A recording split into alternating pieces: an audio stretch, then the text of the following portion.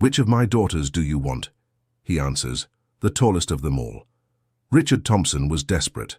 At 62 years old, the widowed businessman saw his 4 daughters already in their 20s without showing any interest in starting a family. During a business dinner that would change everything, he made the most unusual proposal of his life. It was when Michael Harrison, the 28-year-old young executive who had been impressing in the technology sector, accepted the invitation to get to know the family business. During the meal, Richard could no longer contain himself. "Michael, I'll be direct with you," said the businessman, wiping the sweat from his forehead.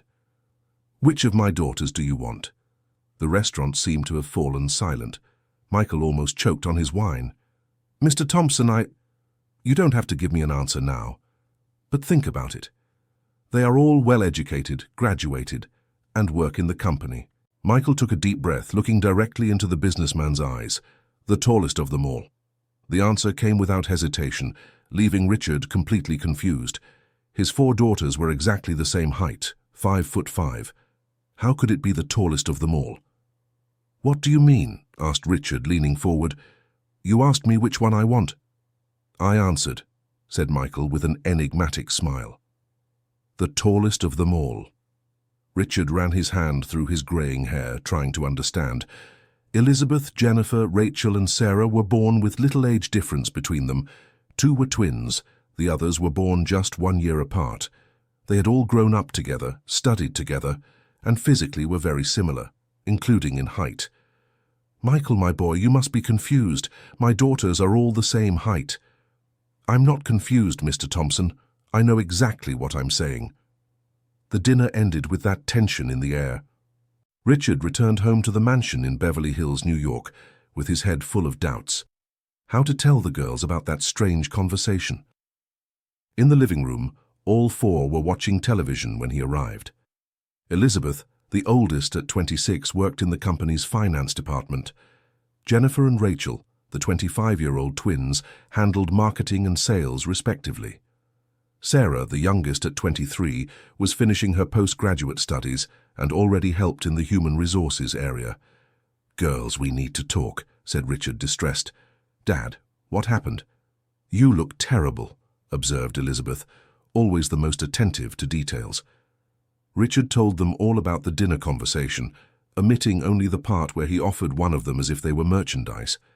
He preferred to say that Michael had shown interest in getting to know the family better. "And he said what?" asked Jennifer, frowning. "That he wants to meet the tallest of you all." The 4 looked at each other, confused. "Dad, we've been the same height since we were 15, reminded Rachel. "I know, dear. That's why I don't understand any of it." Sarah, always more observant, became thoughtful. "Could he have meant the oldest, tallest in age, or the tallest in personality?" suggested Rachel. "That's nonsense," said Jennifer. "He barely knows us." Dear listener, if you're enjoying the story, please take a moment to like and especially subscribe to the channel. It helps us a lot as we're just starting out now continuing. In the following days, that phrase echoed in the heads of the 4 sisters. Each began to interpret Michael's words in a different way. Elizabeth, being the firstborn, concluded that he meant the oldest. She started frequenting the same places as Michael, always well-dressed, always trying to get his attention.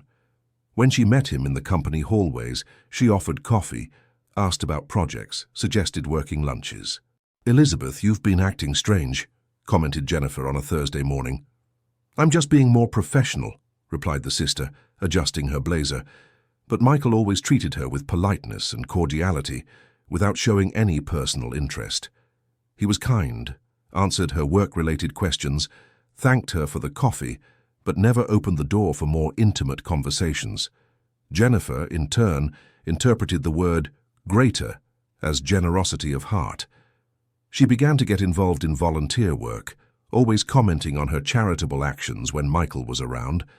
"I'm organizing a campaign to collect winter clothes," she mentioned during a meeting. "It's amazing how small gestures can make a difference in people's lives." Michael listened attentively, praised the initiatives, but his interest seemed genuinely professional, not personal. Rachel bet on intelligence. If greater meant intellectual capacity, She would be the chosen one. She began enrolling in every course Michael taught at the company, always asking the most elaborate questions, always demonstrating knowledge in various areas. "Professor Michael," she called him that in the courses, "your explanations about project management are very enlightening. I have some complementary ideas." He listened to her with interest, answered her questions, even praised her contributions, but nothing beyond the teacher-student relationship. Sarah, the shyest, just observed. She always carried a notebook where she wrote down everything she saw and heard about Michael. His preferences, his habits, his opinions. She didn't try to get close like her sisters, but studied his every move with the dedication of a researcher. She was the first to notice something strange. Michael spent a lot of time talking with Mrs. Miller, the house cook.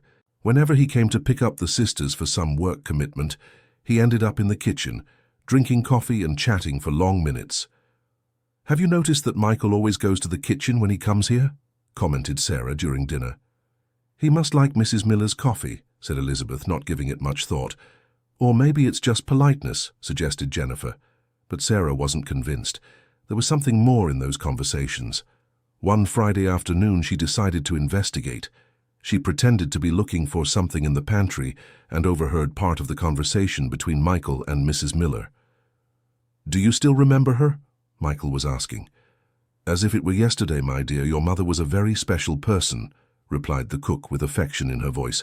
"And did she talk about this place?" "Yes, she did. She said she was very happy here, even with all the difficulties."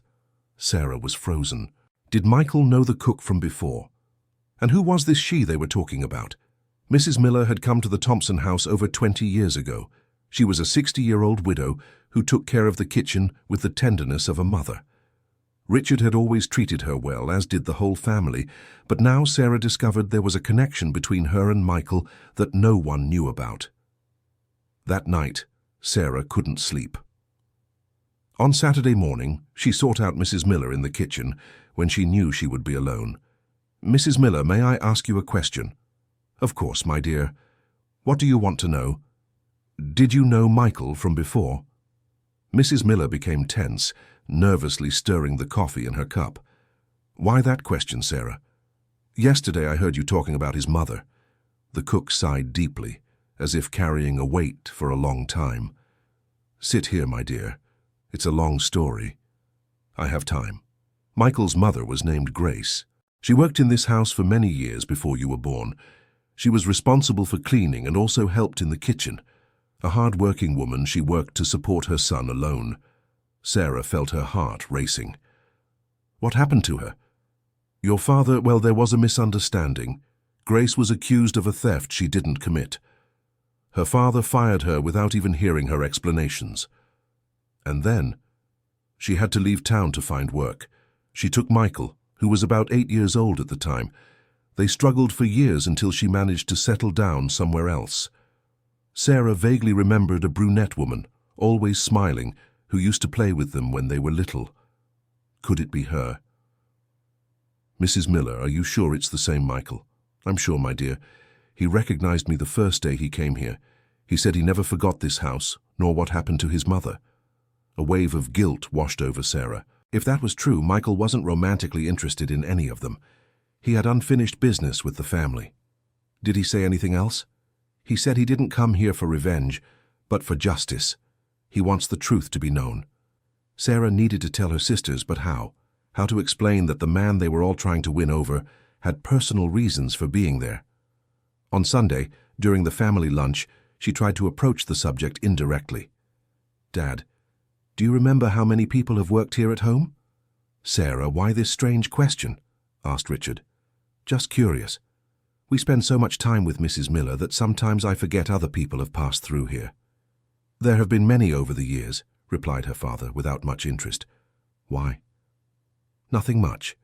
It's just that sometimes Mrs. Miller talks about old co-workers." Elizabeth looked at her sister strangely. "Sarah, you've been acting a bit odd lately. First you keep watching Michael. Now you want to know about the lives of former employees." Sarah decided it wasn't the right time. She needed to understand the situation better before exposing everything. On Monday, she went to find Mrs. Miller again. Mrs. Miller, I need to know more about Michael's mother. My dear, that's all in the past. But if she was wronged, things need to be cleared up. Mrs. Miller looked around, making sure they were alone. Grace was like a sister to me. Hard-working, honest, dedicated. She would never take anything that wasn't hers. And what exactly happened? A gold bracelet of your mother's went missing. It was an expensive piece with diamonds. Your father searched all the employees' rooms and found the bracelet in Grace's room. So she did take it?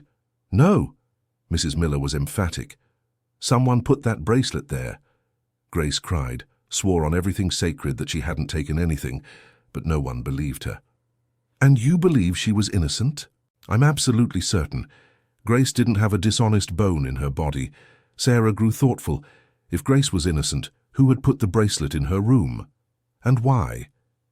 Mrs. Miller, did anyone else know about this story?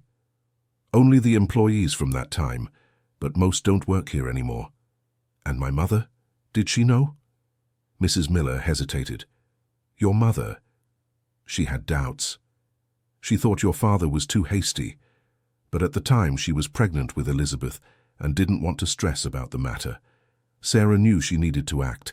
She couldn't let her sisters keep trying to win Michael over without knowing the truth, but she also couldn't expose the situation without being sure of everything. She decided to talk directly to Michael. On Tuesday, she waited for him to finish a meeting and approached him in the hallway. Michael, do you have a minute? Of course, Sarah. What do you need? It's personal. Could you meet me at the corner cafe today at 6? Michael looked at her curiously. Is everything all right? Yes, I just need to talk to you about something important. At 6 sharp, Sarah was at the cafe, nervous, stirring her cup non-stop. Michael arrived promptly. Sarah, you've made me curious. What's going on? She took a deep breath. I know about your mother. Michael's face changed completely. The smile vanished and he grew serious. What do you know? I know she worked in our house. I know she was accused of theft and fired unfairly. I know you all went through hardships because of it. Michael was silent for long seconds, just looking at his own hands. How did you find out? I spoke with Mrs. Miller. I see. Michael, when you said you wanted the greatest of all, you weren't talking about my sisters, were you? He raised his eyes and looked directly at her. Very perceptive, Sarah. So what did you mean? The greatest of all truths, the greatest of all reparations, the greatest of all justices. Sarah felt a tightness in her chest. Did you come here to get revenge on my father? No, the answer was firm. Revenge doesn't bring anyone back. I came here so the truth would be known, so my mother's name would be cleared. Your mother? She passed away 3 years ago. She carried this injustice to her grave, always suffering from being accused of something she didn't do. Tears began to roll down Sarah's face. Michael, I am so sorry. It's not your fault, Sarah. You were children. But what now? What do you plan to do? Find out who really took that bracelet. Clear my mother's name. That's all I want. Sarah became thoughtful. How could she help uncover a crime that happened more than 20 years ago? Do you have any leads? A few. My mother always said there was someone in the house who didn't like her, someone who felt threatened by her presence. Threatened how? My mother was very well liked by your mother. She trusted Grace a lot, more than other employees. That might have caused jealousy. Sarah began to understand the situation. If there was rivalry among the staff, it was possible someone had set up Grace. Michael, I want to help you find the truth. Why? Because it's right. Because your mother deserves to have her name cleared. And because... She hesitated. Because I admire your courage for coming back here not for revenge, but for justice. Michael smiled for the first time in the conversation. Thank you, Sarah.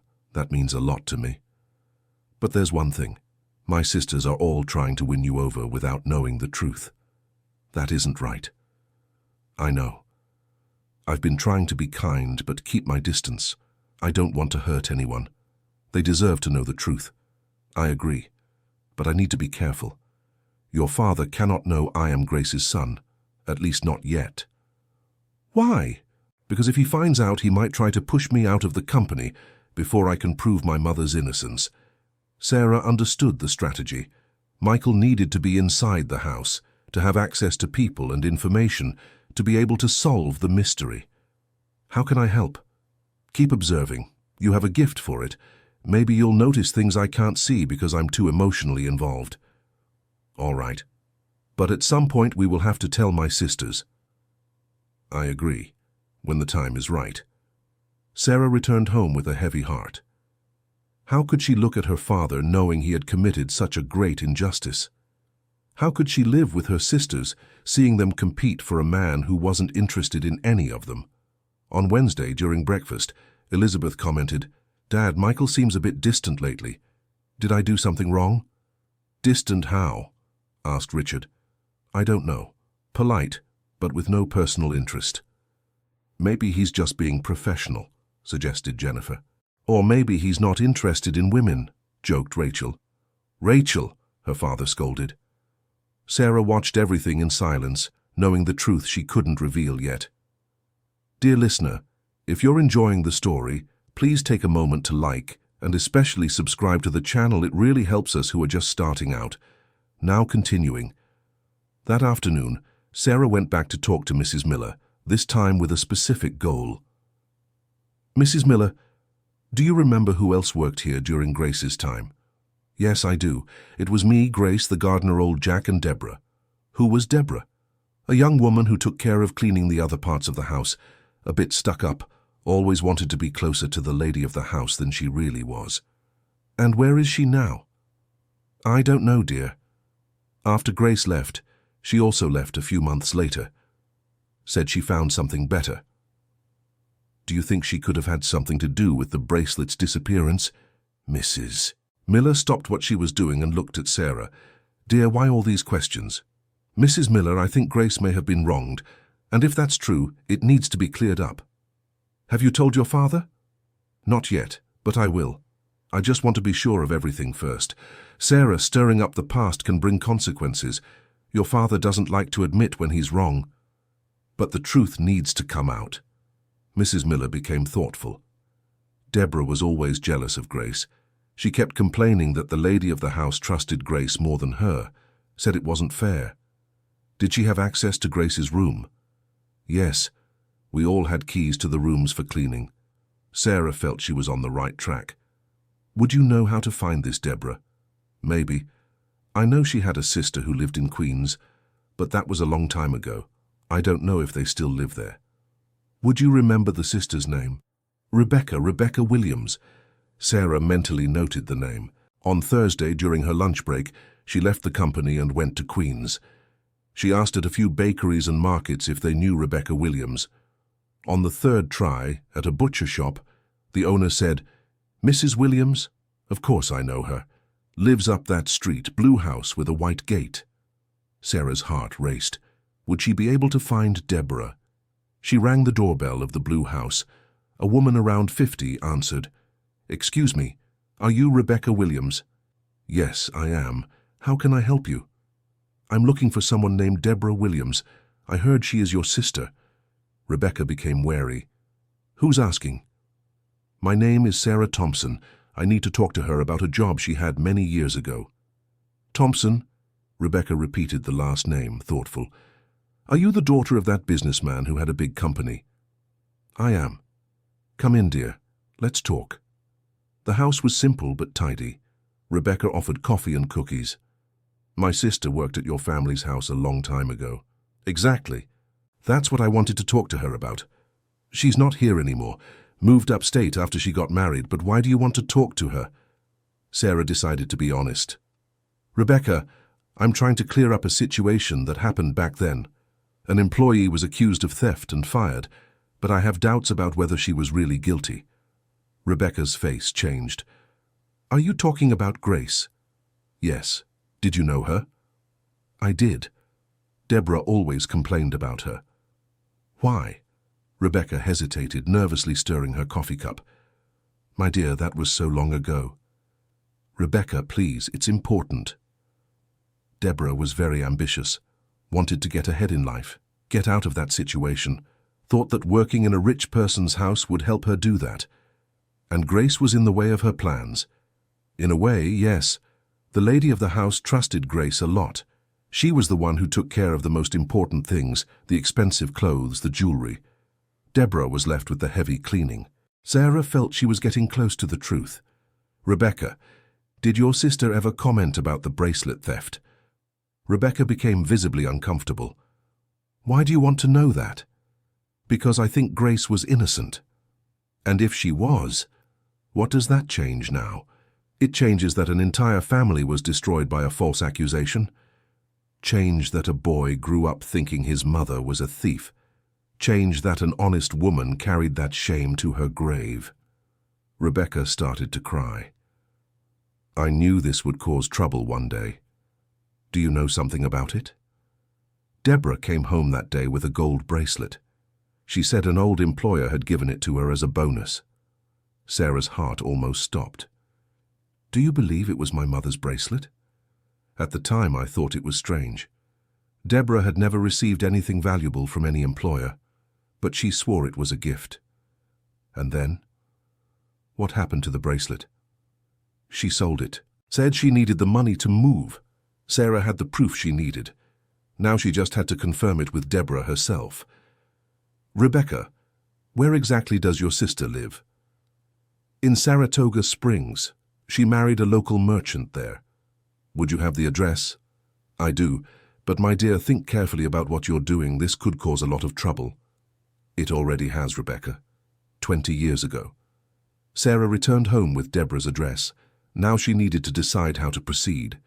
Talk to Michael first. Confront Deborah directly. Tell everything to her sisters.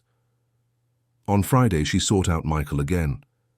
I have news, she said, meeting him at the end of the workday. What kind of news? I found out who probably framed your mother. Michael tensed up. Are you sure? Quite sure. A former employee named Deborah Williams. She was jealous of your mother's position and had access to the room where the bracelet was found. Do you have proof? Her sister told me that Deborah showed up at home with a gold bracelet on the day it went missing, said she had received it as a gift, but later sold it. Michael clenched his fists. Where is she now? Upstate, Saratoga Springs. Shall we go there? I think we should. But first I need to tell my sisters.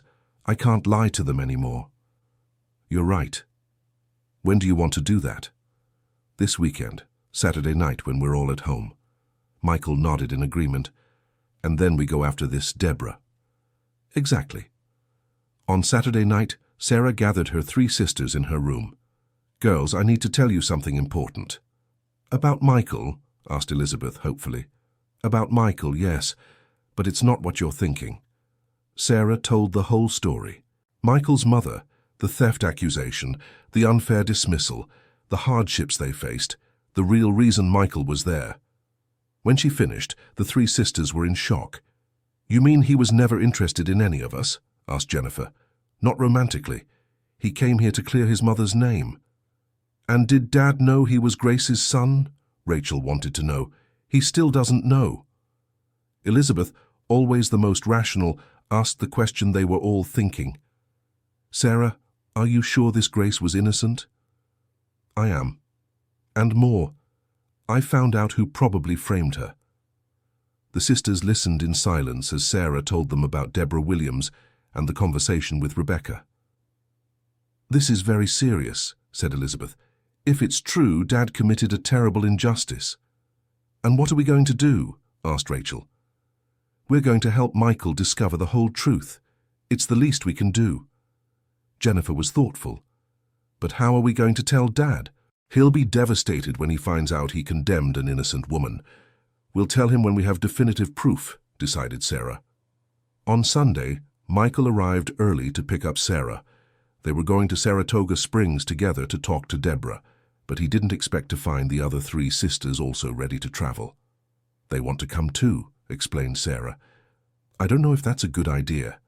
Michael, said Elizabeth, stepping forward, we want to apologize for what our family did to you and your mother, and we want to help make things right. You don't need to feel guilty. We do need to, insisted Jennifer. "It might not have been our direct fault, but we're family, and a family is responsible for each other's actions." Michael was moved by his sister's attitude. "All right, let's all go." The trip to Saratoga Springs took about 3 hours. During the journey, Michael shared more details about his childhood, about the hardships he went through with his mother, about how she always spoke fondly of the Thompson family despite everything. "She never held a grudge against you," he said. "She was hurt by your father, but she always said the girls were little angels."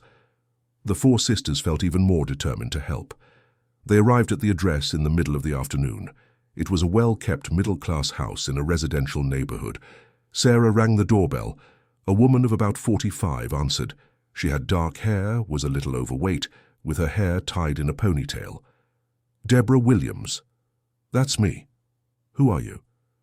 "We're from the Thompson family. You worked in our house many years ago." Deborah's face completely changed. She turned pale and nervous. "What do you want here?" "To talk to you about Grace Williams," said Michael, introducing himself. Deborah looked at him and immediately recognized him. "For you're her son." "I am. What do you want from me?" "The truth," replied Sarah. "I don't know what you're talking about." "Deborah," insisted Elizabeth, "we know you took our mother's bracelet and put it in Grace's room to frame her." Deborah tried to close the door, but Michael stopped her. "Please, we just want to talk. We won't harm you." "Get out of my house." "Your sister Rebecca told us about the bracelet you brought home that day," said Jennifer. Deborah stopped trying to close the door. She stood still, breathing heavily. "You talked to Rebecca?" "We did. She told us everything." Deborah began to cry. "I was young. I was foolish. I didn't think about the consequences." "So you really took the bracelet?" asked Rachel. "I did, but it wasn't out of malice. I was desperate. I needed money." "And why did you put it in Grace's room?" questioned Michael, controlling his anger. "Because I knew if I was caught, I'd be fired on the spot. And Grace, she was the boss's favorite. I thought she'd just get a scolding at most." "A scolding?"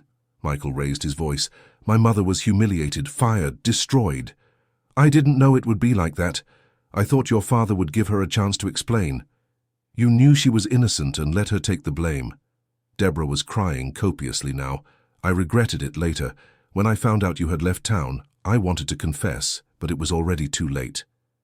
"It's never too late for the truth," said Sarah. "What do you want from me now?" "For you to tell the truth to our father," replied Elizabeth. "He'll sue me." "Not if you cooperate," assured Jennifer. "We just want Grace's name cleared." Deborah looked at each of them, seeing the determination on their faces. "You're not going to give up, are you?" "No," replied Michael. "My mother deserves to have her honor restored." "All right, I'll tell everything. But how?" "You can come to New York with us and tell our father in person," suggested Sarah. "Today?" "If you can." Deborah looked at the house hesitant. "My husband isn't home. I can leave a note for him." "You're really coming?" asked Michael, still incredulous. "I'm coming. I've carried this guilt for too long." The return trip was tense. Deborah was nervous. The sisters were anxious. Michael was between hope and skepticism. They arrived in New York late on Sunday afternoon. "Daddy should be home," said Elizabeth. "How are we going to do this?" "Directly," decided Sarah. "No beating around the bush." They arrived at the mansion at 7 in the evening. Richard was in the library, reading, when he heard the commotion in the living room. "Girls, you're home early. How was the outing?" "Dad," called Sarah, "you need to come to the living room. There's someone who wants to speak with you." Richard appeared in the living room and saw Michael, his 4 daughters, and a woman he didn't know. "What's happening here?" "Dad, sit down," asked Elizabeth. "It'll be better if you're sitting." Richard settled into an armchair, looking suspiciously at everyone. "Dad," began Sarah, "do you remember an employee named Grace Harrison?" Richard's face turned serious. "I do. Why are you asking about her?" "Because she was wronged." "Sarah, what are you talking about?" Michael stepped forward. "Mr. Thompson, Grace Harrison was my mother." Richard stood up immediately. "What did you say?" "My mother worked in this house for years. You accused her of theft and fired her without even hearing her explanations. She was guilty. The bracelet was found in her room. The bracelet was placed there by this person, said Michael, pointing to Deborah. Richard looked at the woman, trying to recognize her. Who are you? Deborah stepped forward, trembling. Mr. Thompson, my name is Deborah Williams. I worked in your house at the same time as Grace. Deborah? Richard repeated the name, vaguely remembering. Sir, I need to confess something. I was the one who took your wife's bracelet. The silence in the room was total. Richard stood paralyzed, processing the information. You? Yes, sir. I took the bracelet because I needed money, and I put it in Grace's room so I wouldn't be discovered. You let an innocent person take the blame? I'm sorry, sir. I was young and did a terrible thing. Richard sat down heavily, running his hands over his face. My God, what have I done?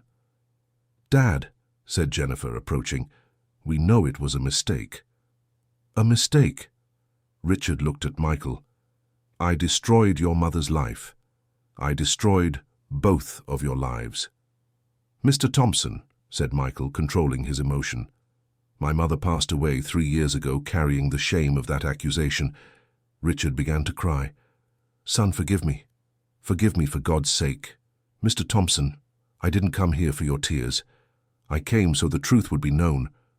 What can I do? How can I make this right? By publicly acknowledging that my mother was innocent. I'll do that and much more. Michael, tell me what you want me to do. Michael looked at the 4 sisters, who nodded encouragingly. I want my mother's name cleared. I want people to know that Grace Harrison was an honest and hard-working woman. I'll do that. I'll publish it in the newspapers. Tell everyone I know. And I want Deborah not to be harmed. She had the courage to come here and confess. Richard looked at Deborah. You destroyed a family, do you know that? I know, sir, and I regret it every day.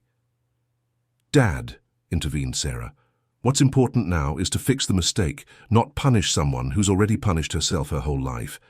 Richard nodded in agreement. Michael, you have every right to hate me. I don't hate anyone. I just wish my mother were alive to see her name being cleared. And what do you do now? Do you still work at the company? If you allow it. I really like the work I do there. Of course you can stay. And live here in the house if you want. This was always your place. Thank you, but I prefer to keep my independence. Richard turned to his daughters. Girls, you helped me discover the truth. Thank you for that. Dad, said Elizabeth, we only did what was right. Dear listener, if you're enjoying the story, please take a moment to leave a like and especially subscribe to the channel. It really helps us who are just starting out, now continuing. In the following days, Richard kept his word. He published a notice in the major newspapers of New York, acknowledging that he had made a grave error in accusing Grace Harrison of theft. He explained that the real culprit had confessed and that Grace was an upright and honest woman. The impact was greater than they expected. Journalists sought out Michael for interviews, wanting to know more about the story. He gave a few, always focusing on the importance of seeking the truth and the respectful memory of his mother. During that intense week, the relationships in the Thompson family changed completely. The 4 sisters began to see Michael in a different light, no longer as a possible suitor, but as a friend who had taught them about courage and justice. Elizabeth was the first to speak about it. Michael, I apologize for trying to win you over without knowing your story. No need to apologize, Elizabeth. You didn't know anything. Even so, I feel foolish. Don't. You helped me get justice for my mother. That means more than anything. Jennifer also wanted to talk to him. Michael, I wanted to ask you something. Of course. Were you never interested in any of us at all? Michael smiled. Jennifer, you are all incredible women. Any man would be interested. But I came here with a specific purpose. It wouldn't be fair to get involved with anyone carrying that burden. And now? Now that everything is resolved? Now I can think about other things in life. Rachel was more direct. Michael, among the 4 of us, who would you find most interesting for a relationship? Rachel, protested the other 3. Oh, come on. It's a legitimate question. Michael laughed. You are all special in different ways. Elizabeth is responsible and dedicated. Jennifer has a huge and generous heart. Rachel is smart and brave enough to ask tough questions. And me? Asked Sarah. And you, Sarah, have something I really admire. What? You see beyond appearances. You were the one who uncovered the truth, who didn't give up on seeking justice. That is a rare quality. Sarah blushed, feeling something different in those words. 2 months after the facts were clarified, life had settled into a new routine. Michael continued working at the company, now with even more recognition from Richard, who had promoted him to Director of Technology. The 4 sisters had developed a sincere friendship with him. They frequented the same places, went out together on weekends, but without the romantic tensions of the past. It was during one of these casual get-togethers that Sarah realized her feelings for Michael had changed. It was no longer just admiration for his quest for justice. It was something deeper. One Friday night, they were all at a bar in Williamsburg when Sarah decided to talk to Michael alone. "Michael, can I ask you a personal question?" "Of course." "Do you plan to be with someone one day? Date, start a family?" "Yes, I do. Why do you ask?" "Curiosity." "Sarah, can I ask you a question too?" "Go ahead." "Why were you the only one who suspected there was something strange about my getting close to the family?" "I don't know. Maybe because I observe more than I speak." "That's true. You have an impressive ability to observe." "Michael." "Yes?" "Did you ever think of me in a different way?" He looked into her eyes. "I did, but I thought it wasn't appropriate considering the whole situation." "And now? Do you still think it's inappropriate?" Now I think you are an amazing woman I would very much like to get to know better." Sarah smiled. "Then ask me out to dinner." "You want to have dinner with me?" "I do." "Tomorrow night?" "Perfect." The first date between Sarah and Michael was different from anything she had ever experienced. They talked about life, about dreams, about the future. There was no tension, no pretense. It was natural, spontaneous. "Sarah, I need to tell you something." "What?" "When I said I wanted the greatest of all, I was actually thinking of 2 things." "What do you mean?" "The greatest truth, yes, but also the greatest human quality." "What quality?" "The ability to see beyond appearances, to seek justice even when it's difficult. And of all your sisters, you were the one who showed you have that quality." "Are you saying that?" "I'm saying that in a way, you've always been the greatest of all in my eyes."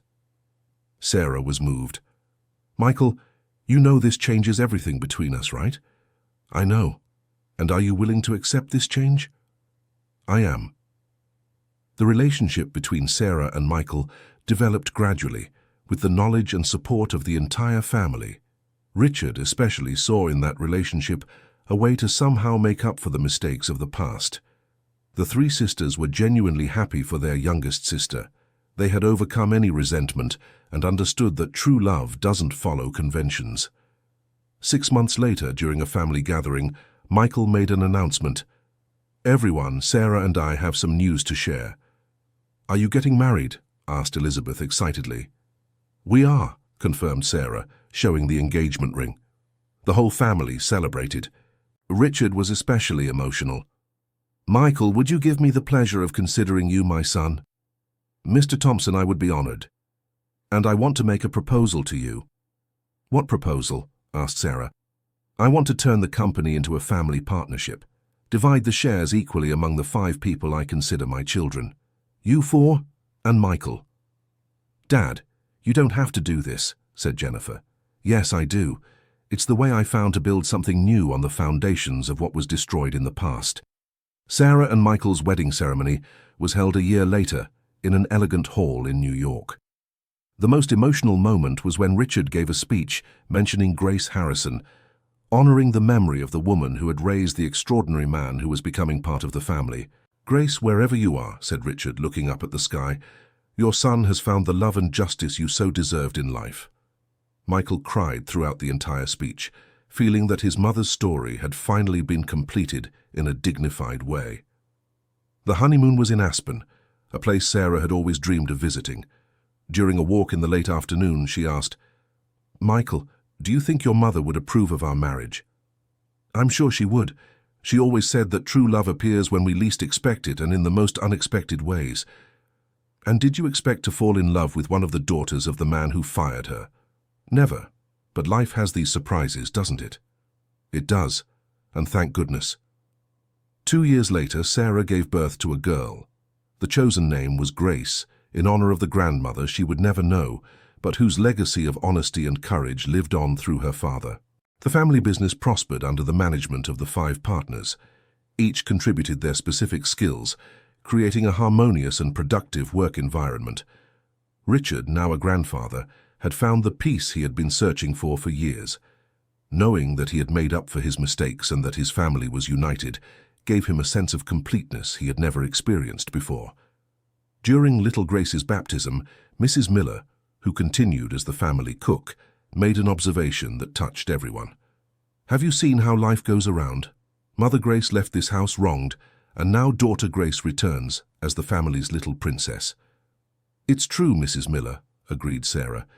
"Injustices may last for a while, but the truth always finds a way to prevail." "And so does love," added Michael, looking at his wife and daughter. 5 years had passed since the day Michael had given that cryptic answer in the restaurant. Now sitting in the living room of the house where his mother had worked, watching his daughter play with her aunts, he reflected on how life had transformed. "What are you thinking about?" asked Sarah, settling beside him on the sofa. "I was thinking that when I said I wanted the greatest of all, I never imagined I was talking about the woman of my life. Do you think all this was fate? I think it was justice. Justice delayed, but that arrived at the right time. And now, are we happy forever? Now we're building our happiness day by day with truth, love, and respect, which is what my mother always wanted for me." Sarah took her husband's hand. "Michael, do you think we've managed to honor her memory?" "We have, and we continue to do so. Every day we raise our daughter with the values she taught me. Every day we treat people with dignity. Every day we seek the truth above all else." "I love you. I love you too. And I love this whole crazy family that formed in such an unexpected way." That evening, during family dinner, little Grace asked an innocent question that touched everyone. "Daddy, why do I have the name of the grandma I never saw?" Michael looked at his daughter affectionately. "Because your grandma Grace was a very special person. She was honest, hard-working, and brave. And your name is a way for us to always remember those qualities." "Was she pretty?" "She was the most beautiful woman in the world," Michael replied, his eyes moist. "Like Mommy?" "Like Mommy." Richard, watching the scene, felt a deep peace in his heart. He had managed to turn an injustice into love, a mistake into a united family, a pain into hope. "Michael," he said, "thank you for coming to us. Thank you for welcoming me, even knowing I brought pain from the past. You brought healing, not pain. We all brought healing to each other." And so, in a house that had been the scene of injustice, a story of love, forgiveness, and redemption blossomed. The greatest of all victories had not been individual, but collective, the building of a family based on truth and true love. When someone asked Michael about that famous phrase he had said at the restaurant, he always answered, "I said I wanted the greatest of all, and that's exactly what I got, the greatest truth, the greatest justice, the greatest love, and the greatest family I could have asked for." And Sarah always added, "And I got the greatest man I could have known, a man who chose love over revenge, truth over lies, justice over anger." Little Grace grew up hearing this story, learning early on that life is sometimes complicated, but that love and truth always find a way to prevail. On Sundays, the family gathered at the big house for lunch. There were always 10 people at the table: Richard, the 4 daughters, Michael, little Grace, Mrs. Miller, and always an empty place in honor of Grace's mother, so her memory would always be present. During one of these lunches, Elizabeth made an observation. "Have you noticed that our family became stronger after all that turmoil?" "It's true," Fernanda agreed. "I think we started to value each other more." "And we learned that family isn't just blood," added Rachel. "It's choice, it's love, it's mutual support." "Exactly," said Sarah.